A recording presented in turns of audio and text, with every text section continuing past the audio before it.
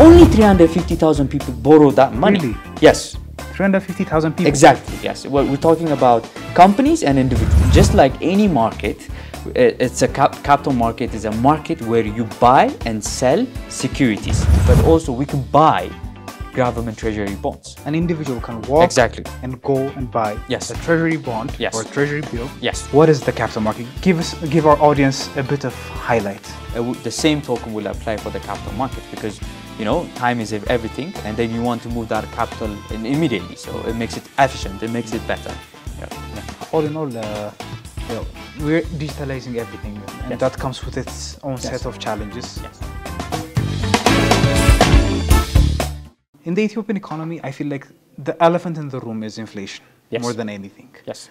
And I feel like this has some role in countering inflation, as people are losing places to invest their money and trying to avoid inflation. And some people are capitalizing on the inflation to make a living. Sure. Property goes up. Yes. I don't think it's healthy in any economic terms, the way Ethiopia's property inflation is going. So it's just based on just assuming that things will go up. Yep. And vogue of the day talk and gossip. I think that's how the Ethiopian economy functions, property market functions. So I feel like this has some sort of role. I think I want to know what you think. Yes, of course, correctly. As you mentioned, I mean, the biggest elephant in the room and one of the biggest macroeconomic policies challenge that we have is inflation. Obviously, okay, so you have to understand where inflation comes from. I mean, basically it comes from three places, like it's especially in Ethiopian context, right? When you have a broken value chain system because of the war, right? You're not properly producing. If you produce, you're not selling it to the consumer, right? So there's a shortage, so price would escalate, right? Okay, the other thing, I mean, there is imported inflation, mind you, there is imported inflation. Explain on that. What's imported inflation? That's a good one. So what the imported inflation aspect is that, for instance, 40% of our GDP is agriculture, right? And 80% of people rely on agriculture. But those farmers, what do they need? They need fertilizer, right? So we don't make fertilizers, so we have to import fertilizers, right? Okay, so before the Russian and Ukraine war starts, if you want to import urea or DAP, which is the most popular fertilizer that Ethiopia imports, and it's very necessary input for our farmers, as we used that for metric ton. We're talking about 1,000 kgs. It used to be sold $250 up to $450. Okay, this is before Russia and Ukraine war. Right now, that fertilizer right now is fetching for $1,000. Yes. Quadrupled. Yes. Okay, this is a global economy phenomenon. So as a country who are based on agriculture, we need to import the fertilizers, right? So, but when you go out in the international market, we're buying each fertilizer for almost per metric ton of $1,000. That is an imported inflation on you, right? It escalates the price of your the amount of money that you need, the amount of dollars that you need. So it's very high. So before the war starts, Ethiopia used to import $650 million of fertilizers. I'm talking about Russia and Ukraine war. Okay. Now after the Russia-Ukraine war, and because of broken value chain supplies all over the world, now the fertilizer price has gone up, global warming and all that. You account all that. Now we imported $1.4 billion. Double that. You see? So that is an imported inflation on you, right? So the farmer used to buy the fertilizer, okay, 100 kg fertilizer. And mind you, this is a very subsidized price. Okay, the farmer buys it from the government. It is 1,500 birr. Okay, 100 kg. But right now they're buying 5,300 birr. So that's the input cost has gone up. So which means anything that you buy, gone up. Okay, so this is imported inflation. Okay, we talked about the broken value chain, and we talked about the imported inflation aspect, and the other thing is that money is a phenomenon, as a money phenomenon. Don't mind you, because money is just like any other utility. It has a demand function to it, right? So if money is needed, so you have to print the amount of money the economy needs. Otherwise, the economy wouldn't function. So you need to print healthy amount of money into your economy so that your economy can sustain the GDP growth, right? If your money is, let's say your economy is growing by 10%, so your money supply has to grow, right? Because that's how it works. I mean, it is a demand function, right? So I mean, because of number of challenges like the internal problem, the war, and all that. So what it really does is that it escalates the inflation. So what in all this exercise, what it means is for the government, it puts a lot of pressure on the government budget. Okay, mind you, in any economy activity, in any part of the country, economy is the transaction of three parties. Okay, the government, the private sector, and the consumer. Right? When you add up this transaction, it results in the country's economy. Okay? So if the government goes in problem, the private sector goes into also problem. If the private sector goes into problem, also it affects the consumer. Everything is interconnected. There is no open loop in economy. Everything is closed loop. Okay? So because of all this challenge, because of all this, what it does is that it puts a lot of pressure on the government budget.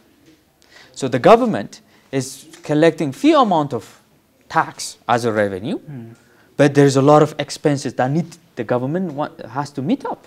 You know, buying fertilizers, fuel for the economy, all that. Everything, yes. It needs to be paid. Yes. So what does the government do? It borrows money. If the government does not borrow money, what does it do? It prints the money. Right? Yeah. Because we have to meet up with the spending demand of the government, right? So what the capital market does in this scenario is that, so when the government, there is a surplus amount of deficit, or if they want to spend a lot, but if they want to borrow money, what it does is that they can issue treasury bills. And instead of printing the money, what they do is that they issue securities within the existing money supply. Within the existing money. So no need to print more money. Exactly. I mean, we still might have to print some money, but yes, the need to print money would reduce significantly. And that's going to control the hyperinflation significantly. Yes, that wouldn't control the inflation because you have like, just like I said, it's a closed loop. Economy is a closed loop. There's nothing open loop. Okay, if the government wants to borrow money, instead of going to the national bank, to the central bank, what they do is that they go to the public and then they say, I mean, we have this amount of spending need, we want the public to buy. So right now, let me give you a very good context. Right now, in Ethiopia, the whole money supply, okay, the money supply that you and I and everybody that have it in their pocket, okay, and the money that we deposited at the bank, the money that is held at the insurance, the money that is deposited at the pension fund, and the money that is at the central bank, the money at the central government, at the government, at the Ministry of Finance, and the state-owned enterprise, is standing around 1.9 trillion per. The entire economy. The entire economy, the entire money supply. Is 1.9. It was 1.9 trillion per. Okay. Okay. Mind you, don't forget, we had a 6 trillion GDP economy with 1.9 trillion per money supply. Okay, money supply. And this money is either resides as a deposit, as a pension fund. It's reside in my pocket, in your pocket, and everybody's pocket. Right? That's how the economy moves. Right? So right now, the money outside the banking system. So when I'm talking about the money outside the banking system, this is money that is held in my pocket, and people who are in the trading business and mercato, and people like that move. The money that we need, cash. Yes, the amount of cash outside the banking system is right now is reaching up to 200 billion per. Okay, so if that money is circulating within the economy, but it's not going through the banking system right now, but we want it to be part of the banking system because that's how economy moves. So if we have the capital markets, and like I said in the beginning of the show, most of your audience, they have a saving of 500,000 per 1 million per here and there. Either they buy a car in it, if they have a better saving, what do? As you say, they buy property. But if they don't have that enough money to save up, rots in the bank. Yes. Yeah. So what could they do? when you have this kind of capital markets, so the government issue treasuries, so they buy that treasury. So you're closing the loop within the economy. There is a like circulating of 200 billion birr within your economy, and the government needs money, the government and also the private sector and everybody within the capital market wants to borrow or they want to issue securities. So that creates an avenue, it creates a closed loop. So you using this existing money supply within the economy that's running around in my pocket, in your pocket, in everybody's pocket, could be utilized more within the economy. So that you add economic activity in it. So that's how economy benefits. So you're not pushing a new money supply within the economy. And you're not gambling on inflation. I mean, you're not supporting inflation. Some people, as I said, they invest their money in cars, sell it after 2 weeks for 100K more, 200K more, creating inflation, eventually hyperinflating the economy. Yes. But now you're going to be investing that money in the government's capital market, and you're investing it in the treasury bond, which will in turn be used to support development and overall capacity building of the country's economy. So that money is actually adding value. It's a very critical point. I feel like so see it this way. So what it does is that the capital market, it creates a pipeline. So if you are a farmer, okay, you tiller the land, right? You put the crops, but what you need is that the irrigation. So just like that, it's just an additional irrigation to sprinkle the water on your crops. So it better irrigates the economy. That's what it does. It just creates an avenue for people, for for idle capital or idle savings to be mobilized within the economy again, and then provide profit on return for the savings or for the people who are having that money in their bank or in their, I don't know, in their homes and all that. It just creates a better avenue. That's what it does. So that's the biggest benefit. So one thing your audience have to understand is that, as I said, inflation creates due to many reasons, so I think, but those are the three main reasons: the imported inflation, broken value chain system, and also it's a money phenomena. So in any economy, like when the economy grows, it needs healthy amount of money supply. And that's what the job of price stability is, reside at the National Bank of Ethiopia, the Central Bank of Ethiopia. So when you're creating this market within your economy, okay, so what you're doing is that you're putting to use those idle capital. At the same time, you have to understand, and every Ethiopian have to understand this, and also your audience have to understand this. This is not this is not a foundation business. This is not an NGO business. You're not providing money for the companies or the government, anybody within the capital market, because you want to assist.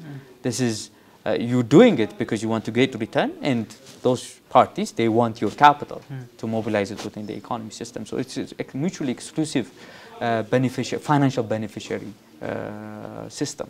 So that's what it does. Very interesting.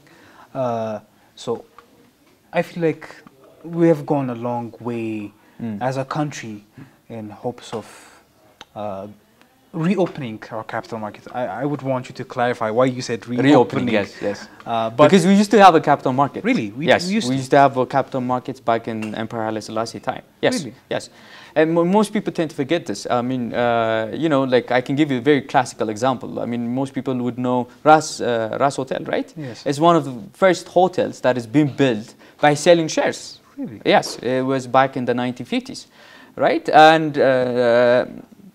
And then, like, you know, Tukur Ambessa, like, not the hospital, the bus, the metro system. Okay. So, right, it used to be owned by the emperor, and then at the same time, it used to be a share company where a bunch of people own shares before Mengistu came in and nationalized the whole thing, right? So there were a number of companies back in the days in the 1950s. There was a sort of a vibrant capital market. Sort of a vibrant market where people exchange shares for capital, and create companies. So okay, so and then those companies, I mean, and since Mengistu came in, I mean, as a country we changed our economy philosophy from a capitalist system to a communist system. So all those companies got nationalized, right? And all of a sudden it becomes the asset of the government. But those companies still exist. So what I mean to say is that when we relaunching a capital market, it's not new for Ethiopia as a country. Okay, so we need to put the history context in the right place, right? So it used to be part of us, but now we're just relaunching it in a proper regulatory framework. We have a regulator. Everybody is trying to get ready to it, so that it becomes a proper market where people come and trust the system and buy and sell their own securities and diversify their savings. So we're just coming with the regulatory element to it. And I feel like there are a lot of stakeholders promoting this. Yes. One of which is Pragma. Yes. I see FST working aggressively to promote it. Yes. Currently, I think, if I'm not mistaken, is headed by FST Yes. Ethiopia is headed by Hermes, Yes. who had a major role in the opening up of and the function and the operation of the ECX, the commodity exchange. So he is well experienced in the sector. So I feel like we're in good hands with you, Mr. Hermes, and everybody. No. So actually, we're trying to become one of the market players because this is a huge opportunity, and I think your audience have to know this as well. This is a huge opportunity. They have to see it not only as a means of diversifying their savings. Obviously, we need to do a lot of like financial literacy, how capital market works. This kind of programs, the things that you do is very much important. People need to understand how capital market works. It's just similar like buying a Bajaj or buying a car, buying a land. It's just like that. It's similar, but they need to understand what the benefit it brings to them. Okay, because at the end of the day, the biggest party in this market is the public. Yes. Everybody, any Ethiopian with savings, right? So at the same time, that being said, I mean, we have a very good, strong, robust regulator. They're working very hard to launch the Ethiopian Securities Exchange. Mr. Brook is heading it very well. Yes, Dr. Brook is heading it, and also Dr. Talaun, one of the project manager of the Ethiopian Securities Exchange, is also there. So the government is very much committed, really committed to launch this market. Just like I said in my opening, it's one of the problems in our financial sector, not having this proper market. It affects the whole system, right? So, I mean, the government is very much committed. So it brings not only an opportunity for the general public to diversify their savings, but also it becomes an opportunity, right? The capital market is not a market where only government operates in. It's a market where there is a regulator and there are actors. One of the actors is the Ethiopian Securities Exchange, the exchange where the platform where all the shares are traded, but those shares will be traded through broker dealers, right? Those shares will be traded, there is an investment banker. So all this not only brings a means of opportunity, but also creates employment opportunity as well, right? So we have to factor in that in mind. I mean, anybody who's interested in finance, I mean, I would advise them go to, go read in the capital markets, try to get well educated, because you could be the next security broker, dealer, all those movies that you see in Wall Street and all that. Now we're about to have it, right? So, it has its own opportunity, and mind you, and most people tend to forget this, I must say this, I mean the securities market is one avenue, but what about, in the capital markets, and it is part of the directive, so you can create a fund, you can create a mutual fund, you can create a real estate trust fund where people gather a lot of money and then you can buy property to it, so there's a lot of opportunities that need to be tapped. I'm glad you came to that. Yes. Because I was going to ask you one critical question. Yes. The pension fund. Okay. Is the government going to retain control of the pension fund? Because in other countries there are individual companies who have their own shiny and nice asset managers, pension fund managers. Don't you think we should have those? Yes, I'm glad you mentioned it. So as part of reforming the financial sector, again, so the pension fund, the two pension funds, both the public and private, their proclamation has been revised again. It has been issued, I think, back in August. So what it basically does is that, so in the previous proclamation, it only restricts the pension funds only to invest in treasury bills. Okay, but now, so with the recent reform, now the pension funds, they will have a board, okay, and then they will allocate certain amount of money to the capital markets by investing in shares or government securities, or there is a means they can invest some sort of their capital to give it to asset managers. So all those things that you mentioned, now we're about to have it. So, but right now, I think we sort of cleared out the most important milestone, which is having that proper legal infrastructure. So now the Parliament, the House of People Representatives have changed, revised both pension funds proclamations, and the Council of Ministers have just recently issued that. So the pension fund is there, but there is an administrator. So the administrator which shall be established under the Council of Ministers. Also, that regulation has been passed. So, as I said, it's a lot of interesting times, and believe me, and as part of the capital market, they will be the most active participant, and we anticipate is the pension fund, the insurance, as an institutional investors. We're talking about as an institutional investors, right? The pension fund is there, the insurance is there. I mean, the government is trying to reform the insurance sector. There is a new regulatory body is about to become. So there's a lot of change in the financial sector. So all this becomes an institutional investor in the capital market. So the necessary regulatory changes are happening, and which are very paramount to have this proper, vibrant capital market. So when do we expect the bells to ring for the Ethiopian capital market? When do you think we're going to be open for business? Yes, I think you should re-ask that question again to the Capital Market Authority, but now our Capital Market Authority has put a timeline to it by 2024. Bell ringing. Bell ringing. That's what the government is planning. That's what the regulator is planning. So, I mean, there is a number of work have been done by the authority. We must really mention that. A directive have been issued. The public stakeholder consultation has been done, and another pipeline of directives are there. I mean, the Ethiopia Securities Exchange, they are in their final stage to raise capital. So, there's a lot of activities from now, from May 2023 to up to May 2024, and I think I would say the regulators have, I mean, they're holding the bull by the horn. I mean, I would say that. So things are moving ahead. So I must say the two things are very much important to join this journey is the public has to be ready.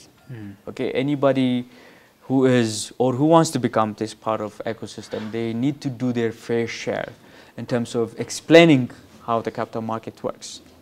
Obviously, the government and also the regulator will be doing their own part, but it is a collaborative effort. It's not only something that we leave for the authority or the exchange. It is a collaborative effort. So, and also journalists as well. You need to inform the public how the market works. You need to inform the public how income statement works. You need to inform how dividends and all that works, because at the end of the day, capital market is a public market. So every actor, be it a journalist, exchange, funds manager, everybody has to be there. So I would say, and to your audience as well, just get ready for it. It's a very exciting opportunity, and it's a very exciting time. You know, do your part. Nice. Let's wrap it up with this final question. Sure. Let's broaden it a bit, and let's discuss about what this means for Ethiopia. Now we're literally posting up slogans. Ethiopia is open for business. Yes. We're inviting foreign investors in our telecom sector. Currently, I think we're going to be pushing for our agriculture sector, and we're opening up even retail trading in a few in a short period of time. True. So, as Pragma Investment Advisory and as the CEO of this, one of the most successful investment advisors in Ethiopia, what do you say to foreign investors? Because I feel like FDI is one of the most important things we need to resolve our forex deficits, our forex problems. What do you say? So, so for foreign investors, I have a simple thing to say. The party is warming up, so don't come late to the party.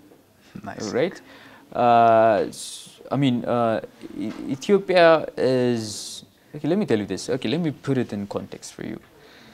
Tell me a country in the world right now, in this century, that has not opened its financial sector, that does not have a capital market.